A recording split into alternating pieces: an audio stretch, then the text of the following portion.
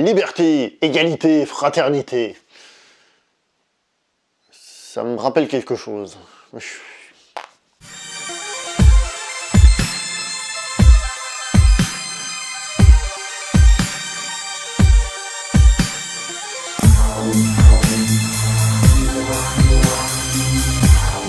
Bonjour à toi très chers spectateurs, bienvenue pour cette nouvelle critique poussiéreuse. Aujourd'hui je voudrais vous parler d'un film que j'adore, évidemment, Spartacus, réalisé par Stanley Kubrick. Stanley Kubrick qui d'ailleurs renie ce film, tout simplement parce que c'est pas un de ses films à lui. On l'a dépêché sur le tournage en lui disant « Écoute, si tu changes pas une ligne du scénario, après on te produit un film. » Alors lui il a dit oui, mais du coup il renie ce film. C'est pas de bol parce que personnellement je trouve qu'il a fait un travail vraiment excellent. Alors certes c'est pas son film, mais le film est excellent. Dans le rôle principal et le rôle titre, nous avons Kirk Douglas qui est, je trouve, impérial dans ce film. Non pas qu'il soit méga giga bon acteur, jamais été forcément ultra fan, mais je trouve qu'il a cette carrure, ce visage un peu dur comme ça, qui colle bien justement à ce côté guerrier, mais un peu romantique quand même, donc ça va nickel. Je suis déjà en train de parler de la performance des acteurs. Faut savoir que Kirk Douglas, à la base, il voulait tourner dans Ben-Hur.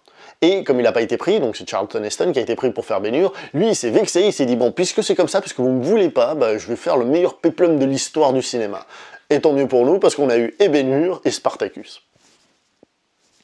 Que demande le peuple? Et dans le rôle de Marcus Licinius Crassus, nous avons un Laurence Olivier qui fait un Crassus, voilà, enfin tout est dans le nom, le mec il s'appelle Crassus quoi, et il le fait tellement bien.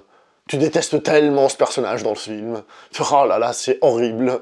Mais c'est horriblement bien fait, donc réussite complète et totale. Bon, au niveau de la note, j'ai hésité, je lui mets 9, je lui mets 10, et je me suis dit, allez, rien à foutre. Je lui mets la note de 10. Je lui mets 10, voilà, rien à cirer. Je lui mets la note de 10. Voilà. Parce que c'est un film que je trouve exceptionnel.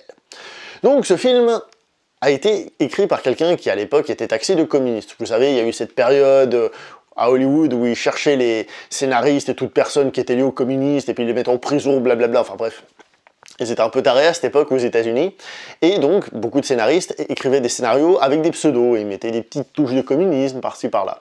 Ce film-là est ouvertement communiste, et il a été écrit par quelqu'un qui était sur cette fameuse liste noire. Et j'ai envie de vous dire, mais quel beau communisme est écrit là-dedans, que c'est beau.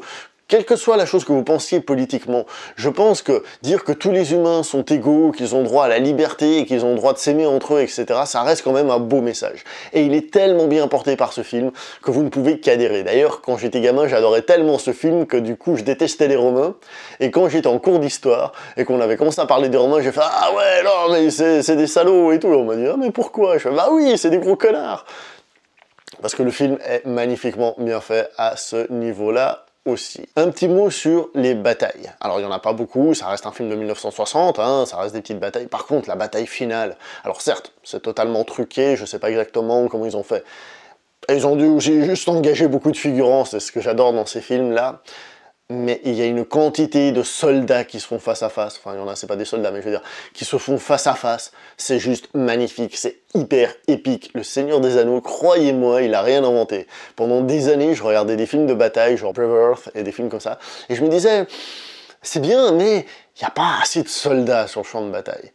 Alors évidemment, quand il y a eu la vague Seigneur des Anneaux et tout ce qui a suivi, moi j'étais heureux, mais je me suis toujours dit, comme Spartacus, il faut qu'il y ait une bataille comme Spartacus. Alors certes, cette bataille finale dans Spartacus est courte. On voit qu'elle a été coupée justement parce que, voilà quoi, hein, ils n'ont pas développé plus que ça, mais quelle quantité, franchement, c'est ce qui rend le film épique, parce que ça fait rêver d'une certaine manière, et ça appuie justement ce propos. Non, franchement, c'est un film exceptionnel, à voir absolument.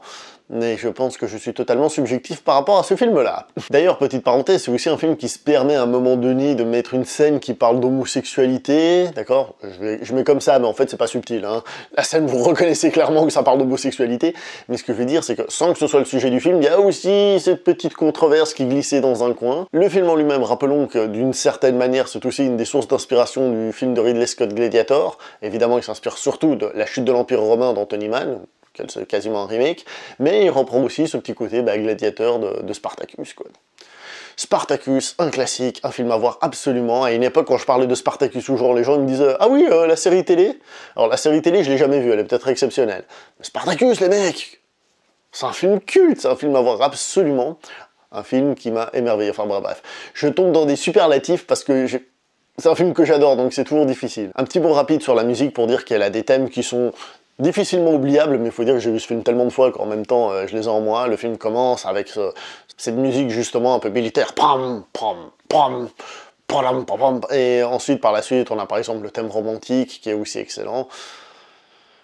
Je vous le dis, c'est un énorme blockbuster. Bon alors, est-ce que je vous conseille ce film? Vous avez vraiment besoin que je vous répète tout ce que j'ai dit là, honnêtement, hein, franchement?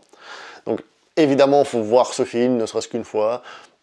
Peut-être que ça vous plaira pas, hein, ça c'est toujours possible, hein, donc regardez un bout, puis si jamais, tant pis. J'adore ce film, je vous le recommande, Spartacus. Voilà, c'est tout pour cette critique poussiéreuse. On se voit prochainement pour une prochaine critique. Jusque là, s'il vous plaît, portez-vous bien. À la prochaine, ciao tout le monde!